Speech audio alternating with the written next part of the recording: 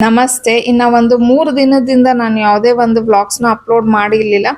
Because ಏನಂತಂದ್ರೆ ನಮ್ಮ ಫ್ಯಾಮಿಲಿಲಿ ಕೆಲವೊಂದು ಪೂಜೆ ಇತ್ತು ಮತ್ತೆ ಹಾಗೆ ಫಂಕ್ಷನ್ಸ್ ಎಲ್ಲ ಇತ್ತು. ಸೊ ಅದನ್ನೆಲ್ಲ ಅಟೆಂಡ್ ಮಾಡ್ಕೊಂಡು ಇದ್ಬಿಟ್ಟಿದ್ದೆ. ಆ ವಿಡಿಯೋಸ್ ಏನೋ ಶೂಟ್ ಮಾಡ್ಕೊಂಡೆ, ಆದ್ರೆ ನನ್ಗೆ ಎಡಿಟ್ ಮಾಡಿ ವಾಯ್ಸ್ ಓವರ್ ಎಲ್ಲ ಕೊಡಕ್ಕಾಗ್ಲಿಲ್ಲ. ನಾನು ಏನಂದ್ರೆ ಎಲ್ಲಾದ್ರೂ ಹೊರಗಡೆ ಹೋದಾಗ ಸ್ವಲ್ಪ ಅವಾಯ್ಡ್ ಮಾಡ್ತೀನಿ, ಅಲ್ಲಿ ಟೈಮ್ ಸ್ಪೆಂಡ್ ಮಾಡಕ್ಕೆ ನೋಡ್ತಿರ್ತೀನಿ. ಬಿಕಾಸ್ ತುಂಬಾ ದಿನ ಆದ್ಮೇಲೆ ಎಲ್ಲಾರನ್ನೂ ಮೀಟ್ ಆಗಿರ್ತೀವಿ ಅಲ್ವಾ, ಅವ್ರ ಜೊತೆ ಇರೋಣ, ಮತ್ತೆ ಅಲ್ಲೂ ಕೆಲ್ಸಗಳು ಅದು ಇದು ಇರುತ್ತೆ. ನಾವು ನಮ್ದೇನೋ ಎಡಿಟಿಂಗ್ ವಾಯ್ಸ್ ಓವರ್ ಅಂತ ಮಾಡ್ಕೊಂಡು ಕೂತ್ಕೊಂಡ್ರೆ ಚೆನ್ನಾಗಿರಲ್ಲ ಅಂತ ಅನ್ಬಿಟ್ಟು ಇನ್ನ ಅವತ್ತು ನಾನು ಫಸ್ಟ್ ಮನೇಲಿ ಎಲ್ಲಾದ್ರೂ ಹೋಗ್ಲಿ ನನಗೆ ಪೂಜೆ ಆಗೋಗ್ಬೇಕು. ಸೊ ಹಂಗಾಗಿ ಫಸ್ಟ್ ಪೂಜೆ ಎಲ್ಲ ಮಾಡ್ಕೊಂಡೆ. ಅದಾದ್ಮೇಲೆ ಕೆಲವೊಂದು ಪ್ಯಾಕಿಂಗ್ ಮಾಡೋದಿತ್ತು. ಬಿಕಾಸ್ ನಾವು ಸ್ಟೇ ಮಾಡ್ಲಿಕ್ಕೆ ಅಂತ ಹೋಗ್ತಿದ್ವಿ.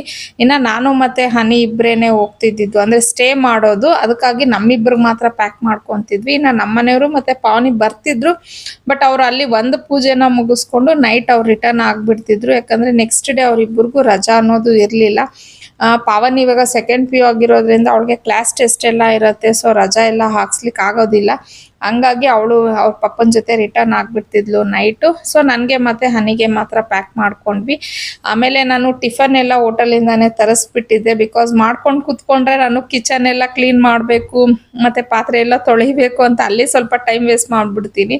ಹಂಗಾಗಿ ಹೋಟೆಲಿಂದಾನೇ ತರಿಸ್ಕೊಂಡು ಟಿಫನ್ ಎಲ್ಲ ಮಾಡ್ಕೊಂಡ್ವಿ. ಇನ್ನ ಹನಿ ಏನಕ್ಕೆ ಬಂದಿದ್ಲು ಮತ್ತೆ ನಾವು ಏನ್ ಫಂಕ್ಷನ್ಸ್ ಅಟೆಂಡ್ ಮಾಡಿದ್ವಿ, ಏನ್ ಪೂಜೆ ಇತ್ತು ಅನ್ನೋದು ಕಂಪ್ಲೀಟ್ ಆಗಿ ನಾನು ನೆಕ್ಸ್ಟ್ ಕಮಿಂಗ್ ಬ್ಲಾಗ್ಸ್ ಅಲ್ಲಿ ಎಲ್ಲಾನು ಶೇರ್ ಮಾಡ್ಕೊಂತ ಹೋಗ್ತೀನಿ. ಹಾಗೇನೆ ಗಿಫ್ಟ್ ಪರ್ಪಸ್ಗೂ ನಾನು ಏನು ತಗೊಂಡಿರ್ಲಿಲ್ಲ. ಸರಿ ಆನ್ ದ ವೇ ಹೋಗ್ತಾ ಹಂಗೆ ಗಿಫ್ಟ್ಗೂ ನಾವು ಪರ್ಚೇಸ್ ಮಾಡ್ಕೊಂಡು ಹೋಗಿದ್ದು.